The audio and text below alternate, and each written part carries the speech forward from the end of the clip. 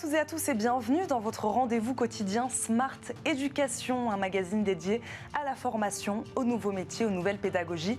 Le rendez-vous qui donne un futur à la jeune génération. Aujourd'hui, comment choisir un métier? Selon une étude publiée par l'Institut pour le futur, 85% des emplois de 2030 n'existent pas encore. Et puis, il y a les métiers qui existent, bien sûr, mais qu'on ne connaît pas ou pas bien. Comprendre le monde professionnel, découvrir la diversité des métiers et des formations, se confronter à la réalité de la fonction, c'est l'objectif de nos deux invités aujourd'hui et de leur organisation. Frédéric Lamprecht, directeur général de l'Explorateur de métiers, site d'information sur les métiers et d'aide à l'orientation et à l'insertion professionnelle, est avec nous. Bonjour. Bonjour. Bienvenue sur le plateau de Smart Éducation. Virginie Salmen, co-directrice de Viens voir mon taf, association qui vise à rapprocher les jeunes sans réseau des professionnels pour leur stage de 3e. Bonjour. Bonjour. Bienvenue également sur le plateau de Smart Éducation. Frédéric Lamprecht, pourquoi avez-vous créé ce site d'information, l'Explorateur de métiers ? La réponse est simple, c'est parce qu'on aurait aimé avoir cet outil quand nous on était adolescents et on l'a monté avec 4 copains du collège. Comment on faisait, justement, c'est intéressant ce que vous dites, avant tout ça, avant ces vidéos, avant ces plateformes, comment on faisait pour savoir et pour connaître un peu la diversité des métiers qui existent ? Alors, avant, surtout, c'était une documentation papier. Donc, il y avait énormément de documentation papier avec des fiches textes, avec beaucoup de lectures. Et on s'est aperçu, nous, quand on a lancé ce programme, il y a maintenant une quinzaine d'années, qu'on pouvait simplifier en mettant de la vidéo, qui était vraiment un média accessible et facile pour les jeunes. Virginie Salmen, selon vous, on manque aujourd'hui de structures qui font ce travail justement d'éducation auprès des jeunes, qui leur montrent la diversité des métiers existants. Ah oui, parce qu'en troisième, c'est le moment où on doit faire un choix assez charnière dans sa scolarité. On doit choisir une orientation pour le lycée. C'est un choix difficile à faire.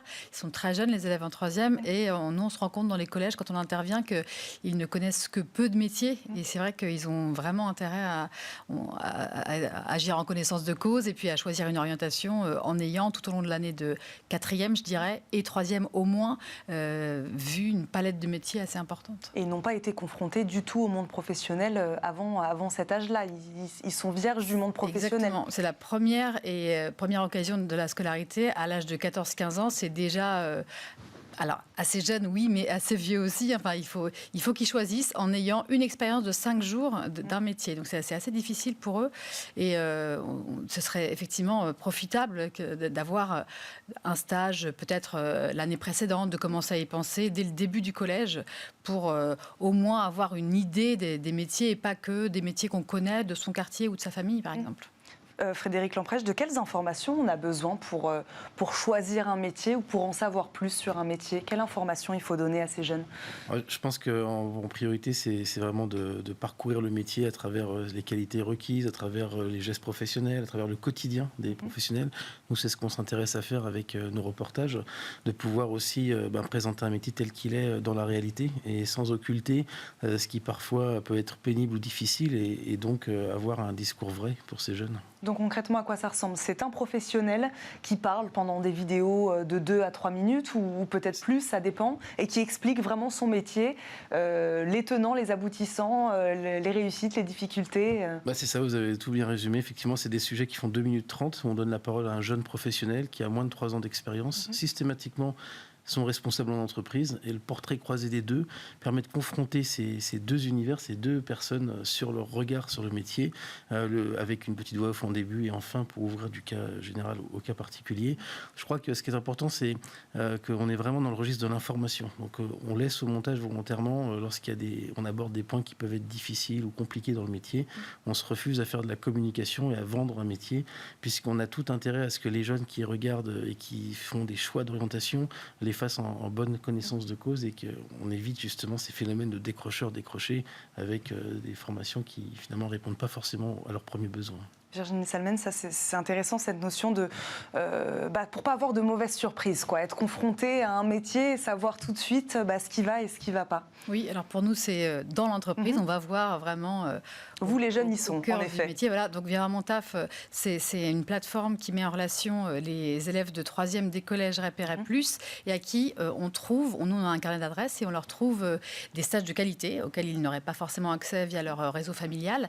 Et donc quand ils vont en stage, nous on insiste beaucoup beaucoup justement ce que vous disiez sur le contact vraiment privilégié avec le tuteur ou la tutrice, c'est-à-dire qu'ils vont pendant 5 jours suivre quelqu'un dans leur métier. Ça peut être les moments effectivement de pause, les moments un peu moins marrants, les moments et c'est vraiment voir le métier de A à Z sur une semaine avec les réunions qui durent très longtemps, enfin voilà toutes les aléas du métier en question. C'est très important. Oui, allez-y. Juste par rapport au propos de Virginie, pour être complémentaire, on vit une révolution avec les stages. Aujourd'hui, clairement, les stages photocopieuses, déjà la photocopieuse n'existe plus, donc c'est terminé. Les stages chez papa, maman ont resté une semaine. On a une jeunesse qui est désireuse de vraiment explorer les mondes professionnels et je suis vraiment satisfait de voir que les entreprises ouvrent de plus en plus leurs portes pour pouvoir également accueillir ces stagiaires dans de bonnes conditions et que l'éducation nationale, avec laquelle on travaille régulièrement, fait aussi des efforts pour maintenant avoir cette relation avec l'entreprise qui se développe. C'est vraiment un plus et on tient à le signaler. Frédéric Lamprèche, c'est intéressant ce qu'il soulève. Vous êtes d'accord avec ça? C'est-à-dire qu'il y a un effort aujourd'hui de la part des entreprises pour véritablement montrer, intégrer ces jeunes qui en l'occurrence, dans cette solution Viens voir mon taf, n'ont pas le réseau familial, ou en tout cas, ils n'ont pas le réseau pour peut-être intégrer ces stages-là. Il y a une volonté des entreprises pour les amener justement à comprendre, apprendre leur métier, un secteur auquel ils n'auraient pas été forcément confrontés, et un effort aussi de l'éducation nationale. Oui, on sent effectivement que des deux côtés, le stage prend toute son importance, et c'est très important aussi en cette période de crise sanitaire qu'on pensait peut-être être une période post-crise sanitaire. On observe une mobilisation des entreprises très importante, et c'est essentiel pour les élèves qui ont besoin d'aller voir des adultes en présentiel, qui les guident, des adultes bienveillants. C'est vraiment, vraiment très important pour eux de ne pas faire des stages en visio, par exemple. C'est vraiment pas le moment. Donc, pour nous, c'est essentiel. Et on sent effectivement que les entreprises comprennent. C'est un moment où elles s'ouvrent. La rentrée pour nous, en termes de mobilisation d'entreprise, est assez impressionnante, je trouve, par rapport aux contraintes de télétravail, etc. Elle joue le jeu vraiment. Tout à l'heure, quand on parlait de la diversité des métiers et de ces jeunes qui n'ont pas forcément accès à tous ces métiers, en tout cas, quand ils sont jeunes et qui n'ont pas forcément, ils ne vivent pas forcément dans un milieu social, culturel qui leur permet d'accéder à ce type de secteur, de métier. Comment vous, justement, vous les amenez, ces jeunes, à peut-être aller vers des choses vers lesquelles ils ne seraient pas allés? À quel secteur êtes-vous ouvert? Expliquez-nous comment ça marche. Alors, on a des stages dans absolument tous les secteurs, enfin on essaie. C'est-à-dire qu'on a des grandes entreprises. On a autant un stage chez BNP Paribas qu'à la SNCF, que chez une marketeuse d'objets en paille. La marqueterie de paille, c'est quand même une niche. Enfin, voilà, des choses très, très, très différentes. Agriculture urbaine aussi, beaucoup de métiers différents. L'idée pour nous, c'est que les élèves, ce sont eux qui sont acteurs. Et donc, l'idée, c'est qu'ils puissent aller sur la plateforme vienvoirmontaf.fr, qu'ils puissent faire dérouler toutes les possibilités de stages qui s'offrent à eux, et puis choisir vraiment par rapport à ce qui les intéresse. Et donc pour ça, on fait aussi des partenariats, c'est-à-dire qu'on va dans les collèges avec notre équipe et parfois des professionnels en plus pour les guider. Et dès la fin de la 4e, on fait avec eux des stages qui les préparent donc à cette recherche de stage, mais aussi à écrire un CV et une lettre de motivation, ce qui n'est pas toujours évident en 3e. Faire remonter ses compétences ou bien dire ce qu'on sait faire, ça paraît, le cursus, il paraît court et finalement, il y a plein de choses qui peuvent sortir. Par exemple, il y a des élèves, on leur dit, mais est-ce que vous avez conscience que dans cette classe, vous parlez 20 langues différentes? Ce n'est pas le cas dans tous les collèges, c'est vraiment, il faut l'écrire sur le CV, ça par exemple. Et donc, on leur fait des ateliers de la fin de la 4e à la fin de la 3e sur une année, l'équivalent d'une année scolaire, un petit peu plus même, pour faire émerger un projet d'orientation. Comment vous les aidez, vous, avec l'explorateur de métier, comment vous les aidez à comprendre ou à appréhender la diversité des métiers? De quelle manière vous faites vos choix, justement, peut-être pour leur montrer à ces jeunes que d'autres choses sont possibles que les métiers qu'on connaît tous? Alors, très clairement, nous, on s'est intéressé à filmer 500 métiers. Donc, on a cette base qui est totalement inédite en France, puisqu'on n'a aucun financement publicitaire ou sponsoring. Donc, pour le coup, on a mis en place des moteurs de recherche assez amusants. Hein. Donc, classiquement, il y a les moteurs de recherche par thème, les recherches par liste alphabétique ou par les mots-clés, ce qui permet après de construire des parcours et d'aller visionner les reportages.